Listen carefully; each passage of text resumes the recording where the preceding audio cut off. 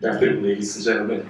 Deborah said that her job was difficult following these two gentlemen here, and that I have the most difficult job because my presentation is not as fired up as yours. But I'll be talking about the strategies that we have implemented in the past in terms of bringing the issue of walkability higher in the development agenda in Asia.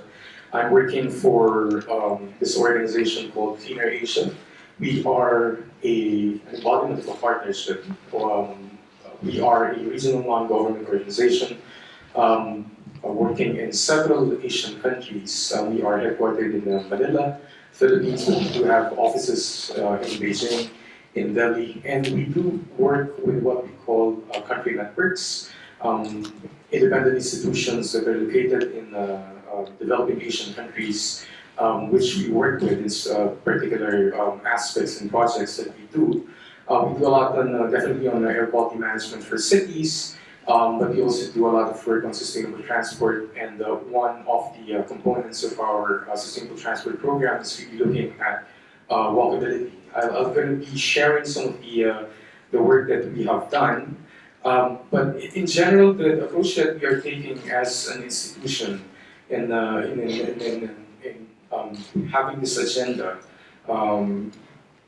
is really looking into generation of evidence, which was also mentioned earlier, enticing organizations that we work with. We are in a peculiar situation that we are a regional organization that is working on different levels. So we work at the regional level. Later on, I'll give an example of the type of work that we're doing. For example, together with the GIZ, for example, in moving forward with sustainable transport agenda in the ASEAN, the Association of Southeast Asian Nations. We work with the national governments and also with cities.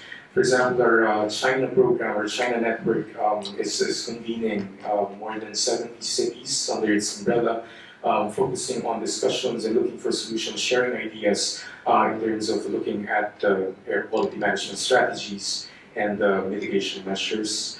In terms of walkability, why are we working on this in the developing South developing Asia? It's really a matter of mindsets right now. The pedestrians are being castigated. Deborah, for example, is doing a lot on this in Bangladesh, and also here you're working in Hanoi.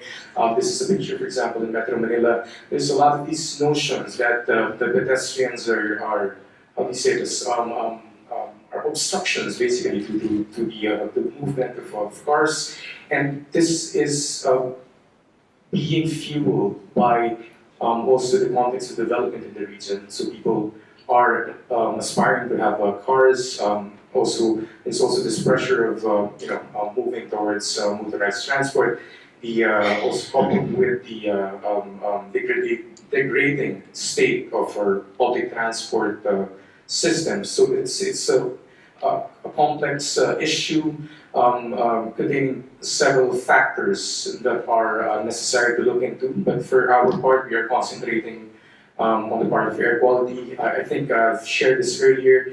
There were recent pronouncements by the WHO in terms of model results saying that 90% of the global population are now living in areas which do not meet the air quality standards recommended by the WHO. And more than 90% of this would be people that are situated in low and medium middle income countries, particularly in Southeast Asia. So WHO classification includes India, the South Asian countries, and the Southeast Asian ASEAN countries, for example. It's really an issue that's becoming more evident. So again, like out of these 3 deaths that are being associated with outdoor air pollution, totaling I think 3 million every year, is really located in this developing Asian countries.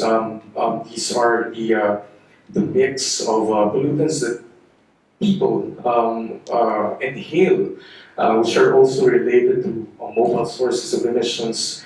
Definitely, you have different types of diseases and also complexities in terms of the health issues that come with the issues of air pollution.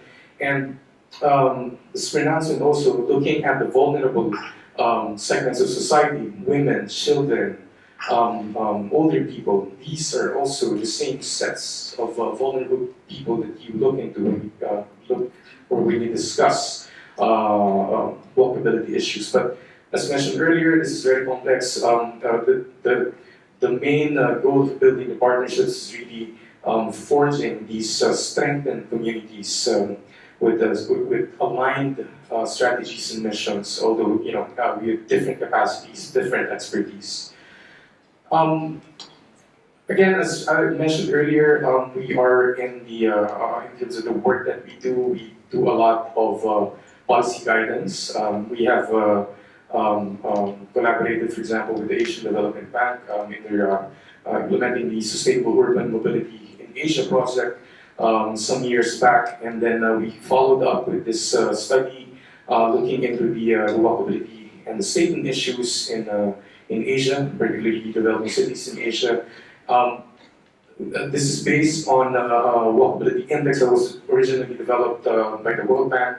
We had to adopt it in the Asian context, consisting of on-site surveys, pedestrian surveys, policy analysis. These are the parameters that we looked into. Originally 13 cities, then we expanded more than 20 cities now. It's really going through the streets and looking at these particular components. So these are pictures of different cities that we have implemented the walkability index studies.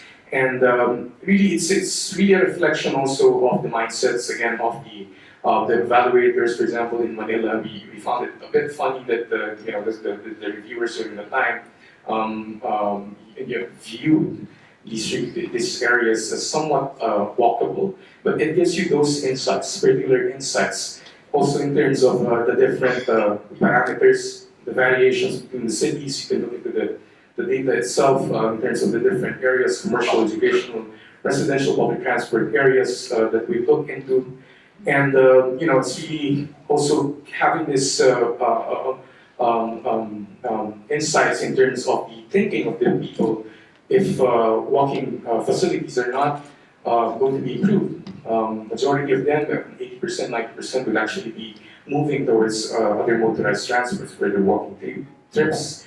And a lot of these issues we look into the different, the lack of policies, the lack of institutions, dedicated institutions in these developing cities would have legal capacities, resources as well, political support, and engaging other stakeholders. It's really something that is needed. In terms of funding, sometimes it's the lack of funding, sometimes it's the misuse of the funding. This is a picture of a two-lane road with an elevated walkway somewhere in the Philippines.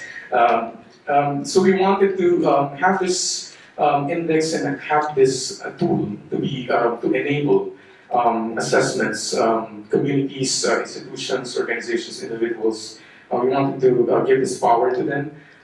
We have developed this app. You can download it. You can search for Walkability Cleaner Asia and their Google Play, Android store. It has been downloaded, I think, in more than 30 countries. So, but we do need a lot of feedback. There's the initial version, and we wanted to look into feeding this, having a mechanism where we can partner with cities and also link up the data that is being fed by the users of the app towards the generation solutions. Towards enabling other actions, we have been working in Manila towards collaborating with architects, the government, and ADB and relevant stakeholder groups, and looking at improvements in one of the major commercial areas in Manila, developing a greenway there. Walkability assessments, of course, this was highlighted. Stakeholder engagement has to be inclusive. Of course, definitely very important, the impact assessment, looking at the environmental, also the economic impacts, and again, looking at creativity in terms of awareness raising and advocacy. Similar work we have done in Nehru Place in India. I don't have a lot of time, but in conclusion, it's really about tying these elements together and really engaging different partners, talking to them in terms of their interests, but having this collaborative, cooperative mindset also. Sometimes this has also worked for us when we also kind of lobby for sustainable transport chapters under the ASEAN Kuala Lumpur Strategic Action Plan at the regional level, which now includes specific sections, for example, on fuel economy and also non-motorized transport. So that's a framework that has been adopted at the sub-regional level. These are some of the elements and some of the strategies that we have used in terms of moving forward with the agenda in the region. So thank you very much for listening.